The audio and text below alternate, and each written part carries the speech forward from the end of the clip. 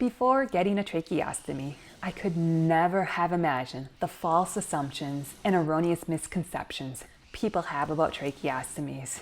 What myths could be attached to having a piece of plastic in your throat?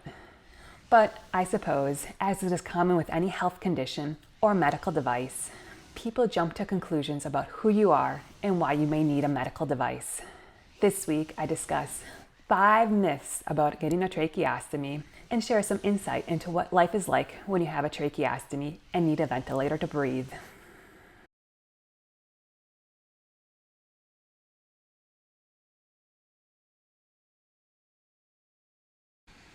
We have all seen the anti-smoking ads in which a person on the television screen is gasping for breath and has a tracheostomy in his throat. The person has a raspy voice and tells about the dangers of smoking. Sometimes at the end of the advertisement, the person will light up a cigarette and then smoke the cigarette through the tracheostomy in his throat. Although this is an effective anti-smoking campaign, unfortunately propagates a bad misconception in which all people who have tracheostomies must have them because they are smokers. I cannot tell you how many times people have erroneously made this assumption about my tracheostomy. I've even been told I deserve to have a tracheostomy for my bad behavior. When I correct the person and assert I've never smoked, the person is often left very confused. But then why does a person need a tracheostomy unless he is a smoker? I sometimes counter with a similar logic. Does everyone who have lung cancer smoke?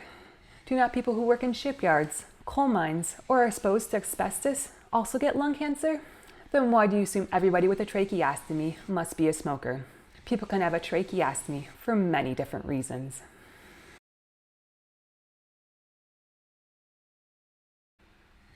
Another misconception about tracheostomies is that everybody who has a tracheostomy needs a ventilator to breathe. This is not true. A tracheostomy may be placed so that a person can be hooked up to a ventilator to breathe. However, many people have tracheostomies because they simply need a patent airway to breathe.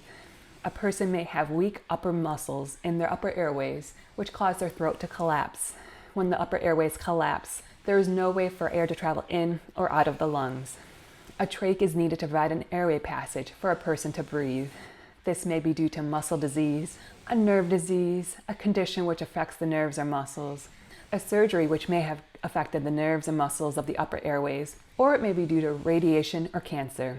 The person has nothing wrong with his lungs or his ability to breathe. He simply needs a tracheostomy to allow air to travel to and from his lungs.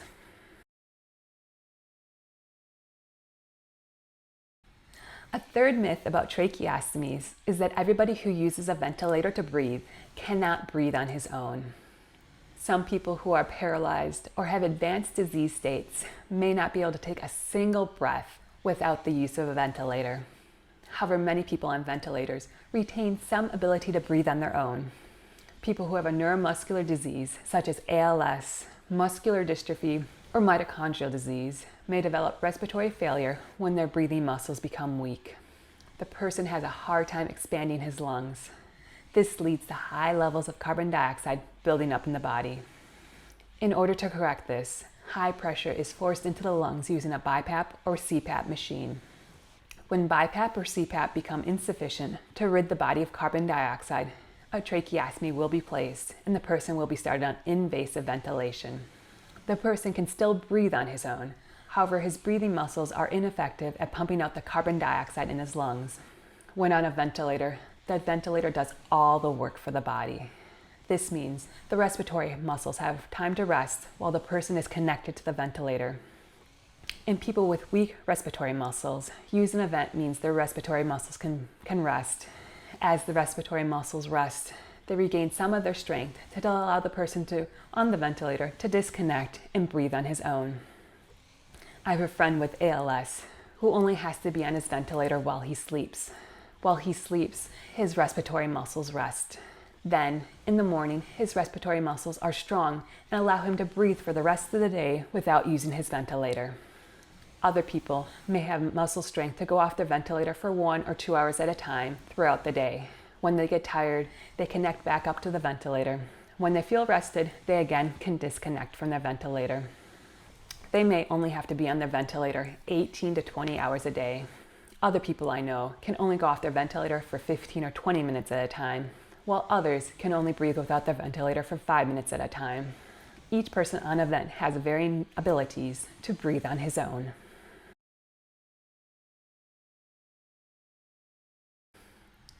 Many people have told me since I have a tracheostomy, I'm going to die soon.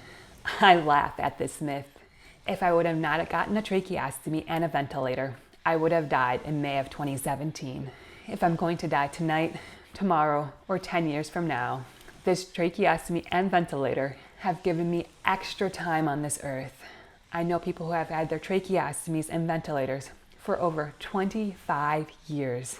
Having a trach does not mean a person is going to die. It is just another life-saving medical device which allows a person to keep on keeping on.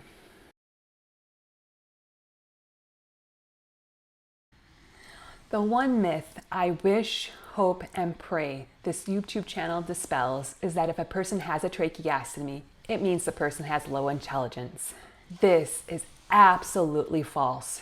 Just because a person has a piece of plastic in his throat, it does not mean a person has decreased mental capacity. Moreover, some people who have a tracheostomy have lost their ability to speak. Please never assume if a person cannot speak, he cannot think.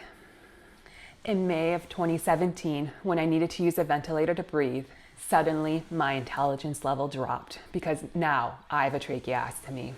Often people will now not speak to me. They will only converse with my mom or whoever is pushing my wheelchair. During medical appointments, my mom will be asked endless questions about my health. My mom will bluntly say, "I don't know. Ask her. It is her medical history." Other times people will talk to me, but they will talk to me as if I'm a baby. They will use exaggerated hand gestures and talk in a very loud voice. "Isn't it a beautiful day today?" And then they will pat me on the head and tell me, "You are such a good little girl." I used to be annoyed by these erroneous assumptions, but as time has progressed, I've learned to accept them.